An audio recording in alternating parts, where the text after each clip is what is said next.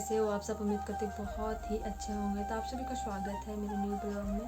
तो आज का ब्लॉग में पूजा वाले रूम जो आई हूँ ना, वो मैं आप सभी को दिखाऊंगी। तो उससे पहले मैं पिछले ब्लॉग में जो मंदिर बनाई थी ना, उसका मैं कुछ बता देती हूँ कि मैं किस तरीके से बनाई थी। तो उस ब्लॉग में मैं नहीं बता पाई थी, तो इसमें बताती हूँ। तो ये मैं बनाई हूँ, देखो ये इस तरीके का फॉर्म से मैं बनाई थी। तो एक फॉर्म ना टीवी फ्रिज जब आप लाते हो, वॉशिंग मशीन कुछ भी लाते हो या टीवी वगैरह, तो उसमें एक फॉर्म आती है। तो मैं उसी से वो बनाई हूँ, फॉर्म से ही। ये था वो क्या था, बड़ा साइज़ था, तो मेरे पास अभी यही था। तो सोची मैं आप सभी को दिखा देती हूँ ताकि आपको बनाने में आसानी होगा।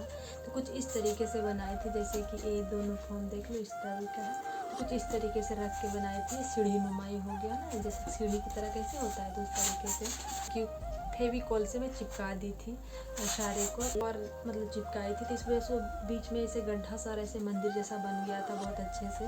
तभी उस तरीके का फॉर्म नहीं है मेरे पास, लेकिन आप इस तरीके से भी बना सकते हो। इस तरीके से आप रख के चिपका के बना सकते हो। फिर आप अपना कलर पेपर चिपका सकते हो। नहीं तो फिर आप वो जो मैं बताई कि कपड़े के जो शर्ट वगैरह आते हैं, कूट मजबूत वाले कूट, तो उससे भी आप इस तरीके से रख के बना सकते हो। लेकिन हाँ, वो ना चिपकती नहीं है। मैं चिपकाई थी, चिपकी नहीं थी, तो साइड से ना धागे से मैं बांधी थी। और 3 लेयर का था, तो तीनों को मैं साइड से बांधी थी। आज मैं दिखाऊंगी कि उसको मैं किस यूज में लाई हूँ। आज का ब्लॉग में वो आपको दिखने को मिलेगा आगे का। तो आप सब देखो।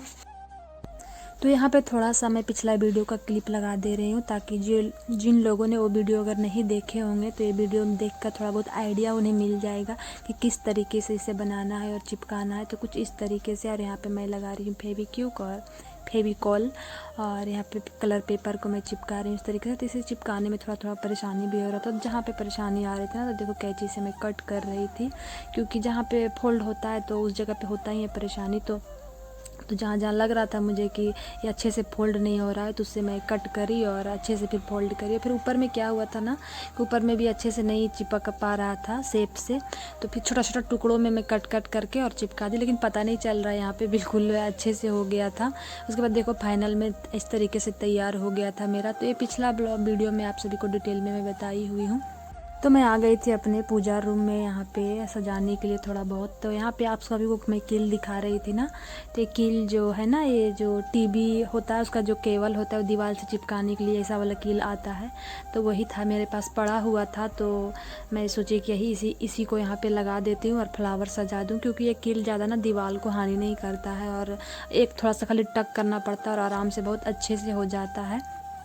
तो ये बहुत अच्छे से ये हो गया था। यहाँ पे तो 3 कील में लगाई थी, एक मतलब 2 साइड में और एक बीच में। फिर यहाँ पर एक फ्लावर में लगा रही थी। तो फ्लावर में मंगाई थी मीशो से, लगभग 100 रुपये का था, और मुझे मिला था 2 लरी था इसका। तो मैं यहाँ पे सजा रही हूँ। फिर उसके बाद मैं यहाँ पे वो भी लगाई थी, जो लाइटिंग कलर वाली नहीं आती है, वो भी लगा दी थी यहाँ पे। फिर उसके बाद यहाँ पे मैं मंदिर वगैरह रख रही हूँ। तो ये देखो साइड में जो भी लगा रही हूँ, एक कूट वाली है, और उधर तो आपको देखे वो फॉर्म वाली है।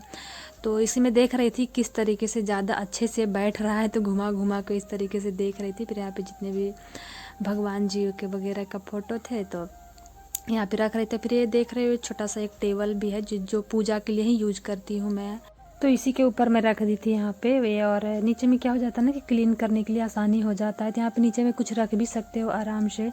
तो यहाँ पे जितने भी भगवान जी का फ़ोटो वगैरह थे ना, तो मैं सारा यहाँ पे अच्छे से लगा दे रही थी और एडजस्ट करके देख रही थी कहाँ पे कौन सा ज़्यादा अच्छा लगता है। तो ये मेरा सिंदूरा है शादी वाला, तो मैं यहीं पे रख देती हूँ, मंदिर में ही मेरा रहता है। तो उसके बाद यहाँ पे सारे जो फोटो थे तो सारे लगा रहे थे। और बुक वगैरह भी थे, तो बुक वगैरह मैं वहाँ लक्ष्मी माँ और गणेश जी के पास ऊपर में ही रख दी थी।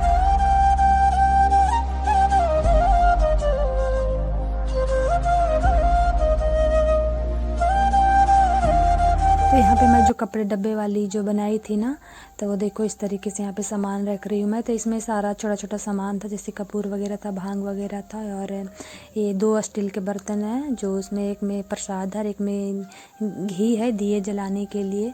तो सारा इस तरीके से मैं सजा के रख दी, और यहाँ पे घंटी वगैरह सारा रख दी थी इसके ऊपर। तो ये दिख रहे हो ना पिंक कलर का डब्बा, तो इसमें मेरा रेडी सिंदूर वगैरह सारा रहता है। तो ये फिर इसके बाद ये जो देख रहे हो आप, इसमें धूप रख रही हूँ, जो जलने वाली धूप होती है ना, वो रख रही थी। ये चीनी मिट्टी का है, ये कोई यूज का नहीं था, इसी पड़ा हुआ था। तो मैं आज सोची कि इसमें ही रख देती हूँ, अच्छा भी दिखेगा यहाँ पे। तो इसे लेके तो आई थी, लेकिन कोई यूज का नहीं हुआ था, तो इस वजह से आज हो गया, यूज में आ गया।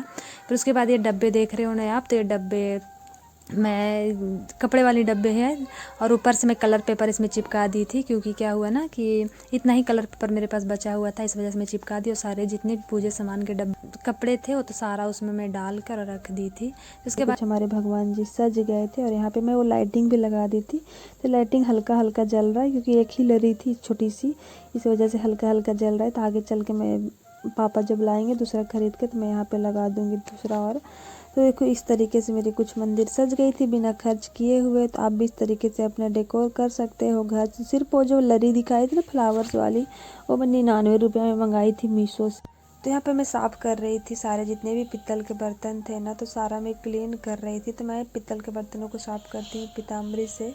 तो मेरे पास पीताम्बरी रखा हुआ था तो मैं उसी से कर रही हूँ। तो ये नींबू से और नमक से भी हो जाता है आसानी से, लेकिन मेरे पास नींबू था नहीं तो इस वजह से मैं नहीं करी। तो मेरे पास पीताम्बरी ही था तो मैं पीताम्बरी से यहाँ पे कर रही हूँ सफाई। तो देखो ये जो लोटे देख रहे हो ना तांबे का था और पूरा काला सा हो रखा था, लेकिन इसे साफ़ करने के बाद बहुत ही अच्छे से ये पूरा शाइनिंग से चमक गया था। तो पीताम्बरी से बहुत आसानी से निकल जाता है। उसके बाद जितने भी बर्तन थे सारे मतलब पीताम्बरी से धो ली, फिर उसे पानी से धुल कर और ले आके यहाँ पे किचन में ही सारे को ना टॉवल से पोंछ दे रही हूँ अच्छे से, ताकि इसका जो पानी रह जाता है ना, तो जहाँ पे पानी रहेगा वहीं पे दाग छोड़ देता है ये।